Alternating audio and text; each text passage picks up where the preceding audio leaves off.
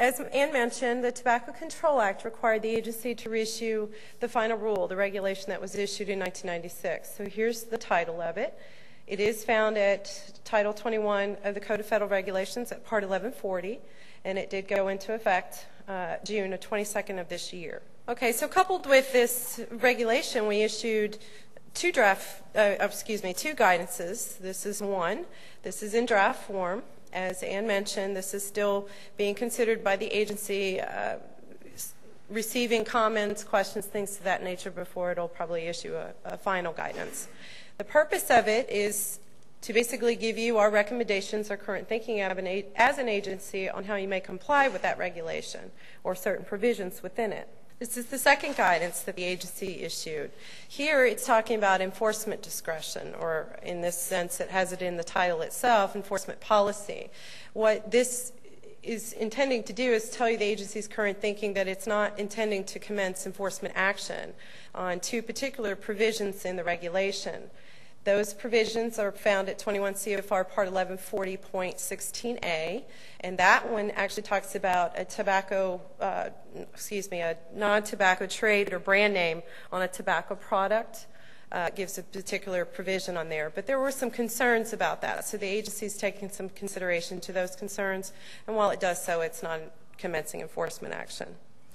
The second part is found at 1140.32a. This is talking about that black text on a white background. Sometimes you may have heard somebody refer to it as tombstone provisions or other provisions. Again, the agency is not enforcing action against advertising or promotion in regards to that particular provision, and Ann will cover that in a little bit more detail in her portion of the presentation.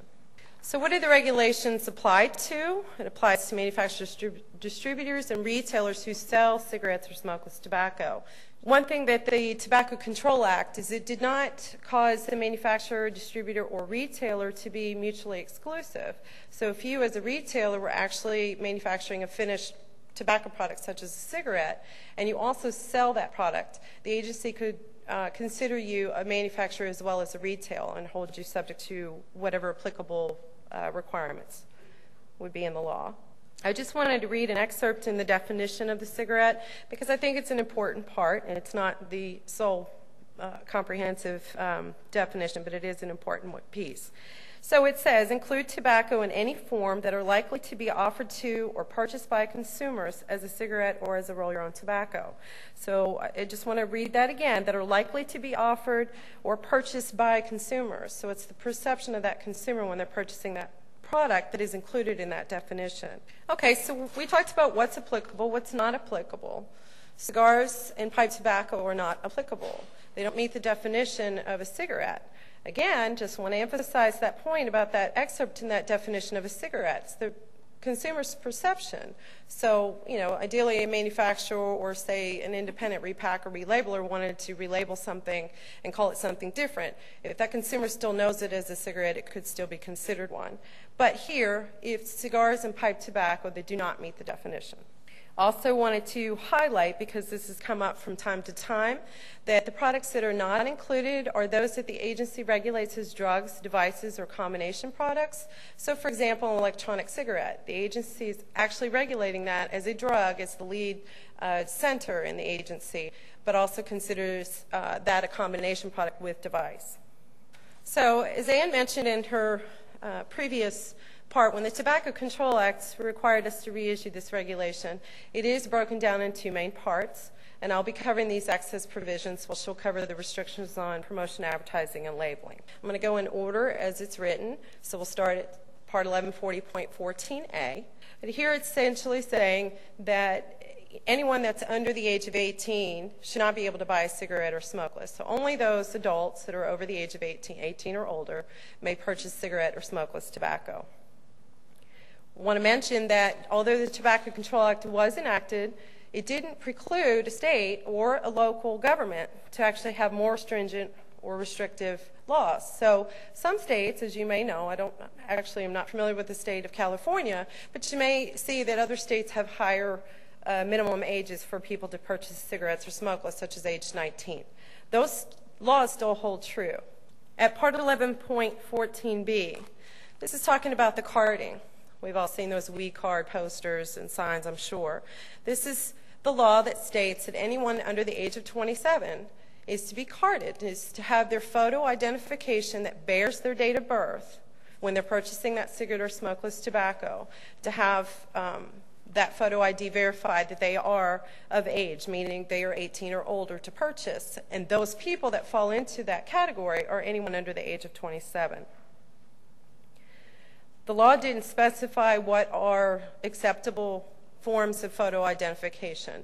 It did say, as I mentioned, it should bear that photo ID, or must bear that photo ID, and must bear that purchaser's date of birth. So some forms could be, as your state and local governments issue, and even national governments, your driver's licenses, your photo IDs from your state department, motor vehicle, for example, military IDs, passports, immigration papers, anything to do with that official type of identification that we see that bears that photo identification and that date of birth of the purchaser. I want to mention here that just as it states right here explicitly in the law, that you should be verifying. It's not just asking for that photo identification, but you should actually yourselves, if you're operating your businesses or you're actually training or educating your employees, they need to make sure that they're also looking at that ID to make sure that they are in fact 18 or older. So at Part 1140.14c,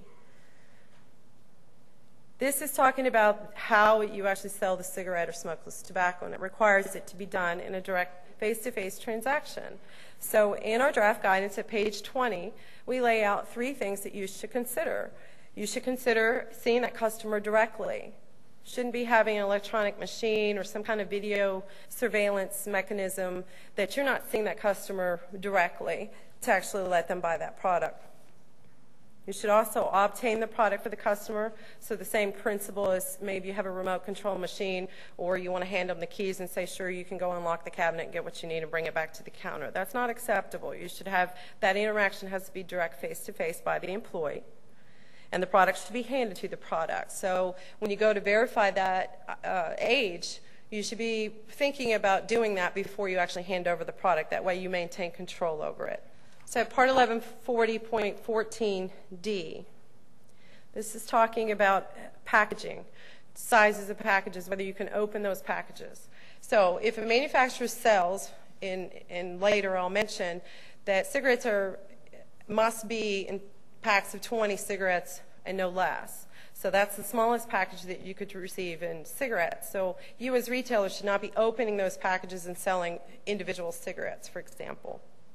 In the smokeless or even in cigarette tobacco, if they're sold in any quantity, the smallest quantity that you're able to receive from the original manufacturer with the intent to be sold to an individual consumer should not be opened and then poured into cups or other size containers as part of your business practice. It cannot be any smaller. Part 1140.14e says each retailer shall ensure that all self-service displays, advertising, labeling, and other items that are located in the retailer's establishment and that do not comply with the requirements of this part are removed or brought into compliance. You as retailers own your stores. So although there may be some laws, and there's one in the Part 16 that I'll cover, it actually pertains to the manufacturers directly that they have to adhere to. For example, those 20 cigarettes, that's the smallest size they should be packaging and labeling for individual consumer use. Well, retailers are selling the product, so this is not a provision that would apply to you. But here at 14e, it's talking about if you know or happen to receive or are able to purchase, say, a pack of 8 or 10 cigarettes from some independent party or from the manufacturer directly, you could be considered in violation here at this part for having sold it that way. So just think that through when you're wondering, well, this doesn't apply to me. 14e could cause it to apply to you because it is your store. You are responsible for your employees and how you operate your businesses. So at 21 CFR 1140.16a, this one's talking about the one I mentioned in that second guidance that we were talking about enforcement policy. This is that non-tobacco trade or brand name used on a tobacco product. So this one's under enforcement discretion, meaning the agency is not going to commence enforcement action against it. At Part 1140.16b, This is the provision where I just mentioned at 14E. This one actually is the law that states to the manufacturer they cannot package cigarettes in less than 20 cigarette packages. If you were able to purchase those, you could be considered in violation when you go to sell them under that 14E. So this is an example where 16B applies to the manufacturer, for example, as far as the manufacturing piece, and 14E could apply to you for selling as well as this provision at 16B. Part 1140.16c.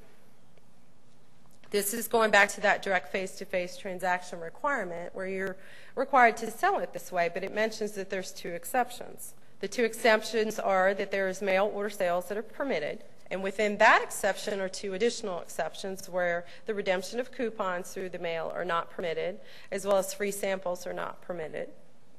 The second exception is the vending machines and self-service displays. This is being able to sell cigarettes or smokeless tobacco without that direct face-to-face transaction.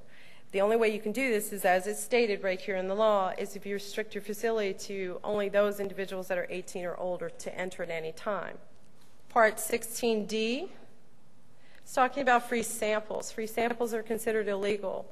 There is one narrowly defined exception on smokeless tobacco where they can be distributed free samples of smokeless in qualified adult-only facilities. And there's very explicit details as to how you meet the conditions and criteria in order to meet the definition of a qualified adult-only facility.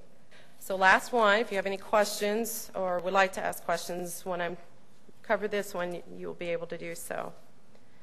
This is talking about labels and advertising and labeling. Basically, it's saying that nothing that is not in compliance with the labeling, advertising, or promotion requirements should be sold or distributed by retailers.